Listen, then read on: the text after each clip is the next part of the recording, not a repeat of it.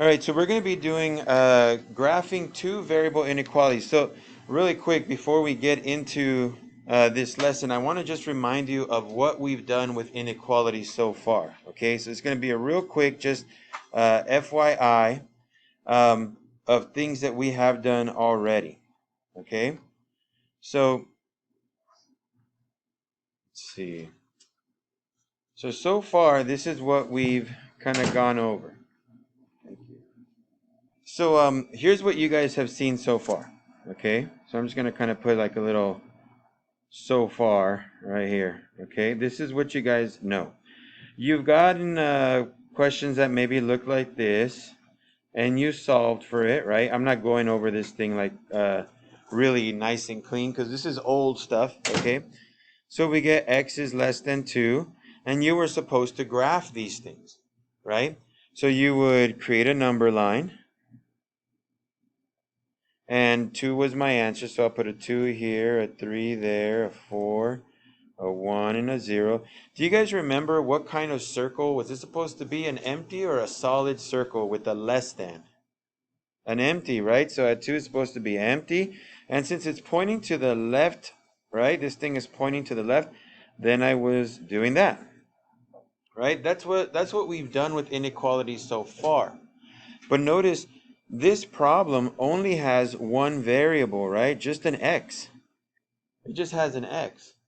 The main question now is, well, what if they're two variable equations, like the ones that create diagonal lines on a coordinate plane, right? On an xy axis, they might be diagonal lines, they might be dotted lines, stuff like that. So, a couple things for you to know. Okay, so I'm going to put right here, for two variables. So for two variable inequalities,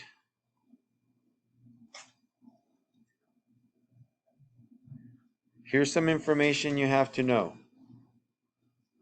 If it says less than or greater than, then when you draw your line, it's going to be a dashed line, okay? If it says less than or equal to or greater than or equal to, your line will be nice and solid. Let me call this part A, because when you do this work, you're going to do it in two parts. The first part is for you to figure out, is this going to be a solid line or a dashed line? Now the dashed line is kind of similar to the open circle, and the solid line is similar to the solid circle that we used to say before, right? So that's part A. Now part B is this. If it says less than or equal to, so notice they both say less than, right? So if it says less than or equal to, you shade below. Shade below. What does that mean? Well, maybe you'll have a graph that looks like this. So you're going to kind of color under the graph. Okay, or maybe your graph will look like this. So you still are going to color under the graph. Okay, you're going to color it. Once you do your picture is your answer. Okay? If you see greater than or equal to, you shade above. So just think below as in down, right? Below, so it's down. Above is up, right? Above is up, so you're going to shade up. So again, maybe we have something like this. So shading above would look like that. Okay, or maybe it's a dotted line that we're seeing. So above would look like this. Now you can color it really nice with a pencil, and if you have color pencils, even better. If you have a highlighter, that's like the best whenever you do this on paper. But for you guys, you're just going to be looking at the pictures and saying, okay, here's this picture and it's above, so there you go, they got it right. Okay? The only other thing you need to know for this lesson, so it's very important you know whether you should draw a solid line or a dashed line, and then you need to know whether you should shade above or below. Okay? Very important. The last thing you need to know is that all of your information needs to be written in terms of y equals mx plus b. Now, of course, we don't have an equals because these are called inequalities. So it might say y is greater than, y is less than, y is greater than or equal to. So if I wanted to, I could say, hey, it could look like this, like that, or like that. It can be any one of those green ones. Okay? But that's the format we need in order to graph. Because remember, we already learned how to graph using y equals mx plus b. Remember, we begin at b and we move according to m, right? Begin at b, move according to m. So let me show you some of these problems. And keep this kind of handy, okay, on your notes, because right now when I ask you some questions, this is what I'm going to be asking you basically. So check this out. And actually, hold on. All right, the first four problems are already solved for you. Notice they already say y equal, right? So let's do this one right here. Number one. So my initial thing is to get these things so that it says y by itself. So this is already done, right? So now I want to figure out what kind of line am I going to draw?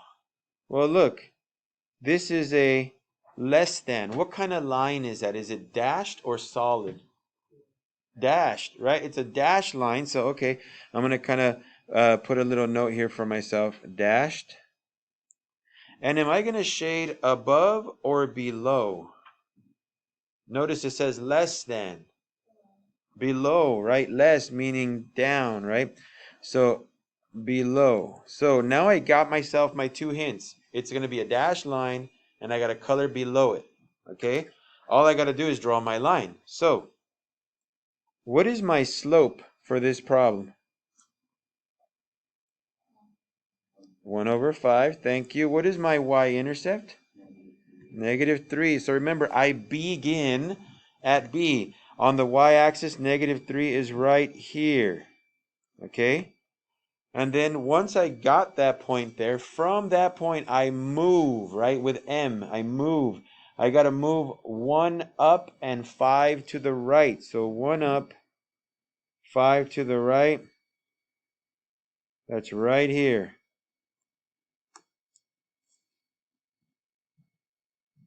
Okay? So I have to basically create my points. Okay? So let me wait for you guys so you can get those on there. Remember, for you guys, it's just going to be a picture. You got to pick the right one, but you may have to draw it on your own first, right? So you can match your drawing. Now, you guys told me this should be a dashed line, so here we go. Dashed line. And also, you told me that I got a shade below. So here's my shading below that line. And I'm done. That's my answer right there, guys. The picture is my answer. Okay? So that's what you're looking for. So right now we'll do another one.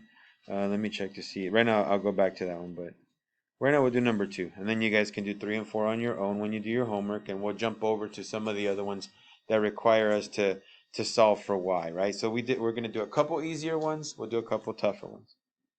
Okay? Now, before I move on, if I were to ask you, is 3, -5 a solution to number 1? If I were to ask you, is 3, -5 a solution to number 1? Anybody know? Is 3, -5 part of the answer? No? You don't think so? Anybody think otherwise? You're going to stick with no? How could I tell? Well, where's 3, -5? It's right there, right? Is that in the shaded area, as you said? Yeah. So is it an answer? Yes, right? Now, how else could I tell? I could actually plug it in, okay? If I don't have a picture, I could plug it into this equation up here. So if I were to plug it in, let me just show you. 3, -5, so -5 is less than 1/5 times 3 minus 3. So I'll just kind of work on this. You guys can obviously use calculators, which, by the way, I know I told you guys about the calculator showing up. They told me it was going to show up the 27th. They said they were going to ship it up to the 20th, but they could show up to the 27th. So I'm still waiting. Okay, so 3/5 minus 3, that's going to be negative 2 and 2/5. So a negative 5 is less than negative 2 and 2/5. Is that a true statement? Is negative 5 smaller than negative 2 and 2/5? Yeah, so that's true. That means that is an answer. Okay, now why am I doing this with you guys? If I can really quick just scroll all the way down. They're going to ask you these questions later on in the homework at the very end. Is negative 1/4 an answer to these things here? So plug them in and see if it's true. If it's true, then you say yes. If it's false, then you say no. Does that make sense? So just plug them in and make sure that they come out to true statements. If they come out to a true statement, then great. Okay? They're not going to make you graph any of this, so don't worry about it. Okay? But they just want to know, can you figure out if they are solutions or not? How do you do it? Well, if you have a picture, use the picture. But if you don't have a picture, then you got to plug those numbers into your equation. Okay, just like I did right here. All right? So let's try this one right here. Like I said, we're going to try number 2. So here's another graph, right? Notice, oh, hold on, let me see. Or now they're both going to be down, so it's okay. Notice my inequality is less than or equal to. What kind of line am I going to get? Dashed or solid? Solid. Am I going to shade above or below? Since it's less than or equal to. Below, right? Less than. As long as it says less than, then it's down. Greater than is up, right? So we know our line is going to be a solid and it's going to be shaded below. So what's my slope and my intercept? So my slope is what? What do I get from my slope? 2 over 1, right? Always a fraction. If it doesn't have one, then you got to put over 1. My intercept? 4. Thank you. So I'm going to start at 4. Okay? I'm going to start at 4. That's where I begin, right? B for begin. So begin at 4 on the y-axis. And then I move according to M, right? I move 2 up, 1 over. That's right here. Okay, that's 2 up, 1 over. Okay? So, there are my 2 points. I'm going to draw my line. That's a solid line.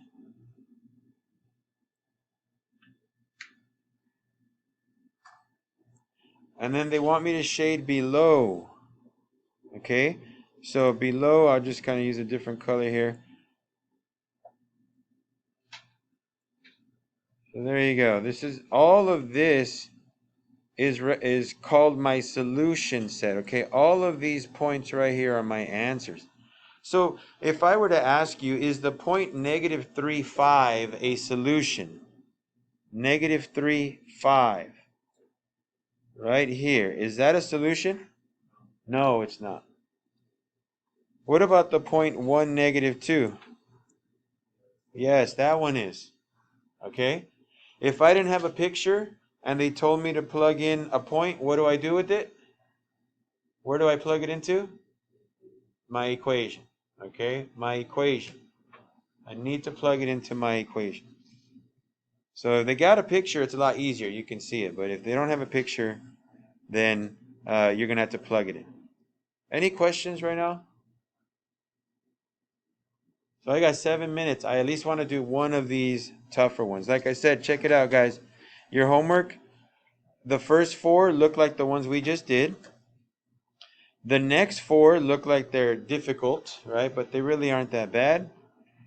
And then the last 4 pieces, these right here, these are the ones where they just say, is this point an answer? So you just got to plug them in, okay? So don't get scared when you see them. You just plug them in. But let me do one of these. Let me try to do a greater than here, so we can get that one done. No problem. You too. So let's do one of these greater ones, okay? Uh, let's try 6. 6 looks like it might be interesting to do. Oh, no, wait. I don't want to do 6 because that's going to change. I don't like that. I don't want it to change when I do it. 8 will not change. Actually, 8 will change, but it's going to be what I want it to do. Okay. So let's do 8. Now notice it doesn't say y and then something, right? Y less than, y greater than, y equal to. It's all mixed together. So I'm going to have to solve first, okay? Don't figure out whether it's a solid or a dash line or if it's above or below until once you solve for y. Once you solve for y, then you're good, okay? So here we go. X minus 3y less than or equal to 12. So if I'm going to solve for y, I'm going to move the x. So let's subtract x. I get negative 3y is less than or equal to negative x plus 12. Now let's divide everything by a negative 3. What happens when I divide an inequality by a negative number? What do I have to do with the inequality? I got to flip it, right? I got to make it go the other direction. So this is going to be y greater than or equal to. I'm going to leave it as 1/3 just to show you that. I mean, here, I'll leave it x over 3 for now. But you should know that there is always a 1 in front of the x. If there's nothing there, just remember there's a 1 there. That's going to tell you your slope is 1/3. Okay? So my slope is 1/3. My b value is negative 4. Okay? I'm going to use this for my graph. Okay? Now, since right here, I'm going to put a little dot right there. At that dot, I can now ask myself, is this a solid or a dashed line? What do you guys think? Solid, right? Because it's greater than or equal to. So I'm going to write solid. Above or below? Where am I shading? Above, because it says greater than, right? So, all right, let's begin at B, because this is probably the last problem I can do for you guys. We're going to begin at negative 4. And then my slope is 1 up and 3 over from that point. So 1 up, 3 over is right there. You guys told me it's a solid line, so let's draw a solid line. And the shading is supposed to be above, so again, I'm just going to shade above it. I used to love doing these things, even though math was not my favorite subject when I was in high school. It did become eventually, but I used to love doing these because I used to use highlighters, and this is what I loved about highlighters is once I used to do some of these harder problems. So check it out. Look, it's blue, right? But what happens when you mix blue with yellow? It turns green. Check it out. Isn't that cool? And the best part is it does it electronically here, but it also does it on paper. If you have a blue and a yellow highlighter and you mix them together when you're using them, they turn green, which is kind of neat because when you would do your homework, it would actually do it for you automatically.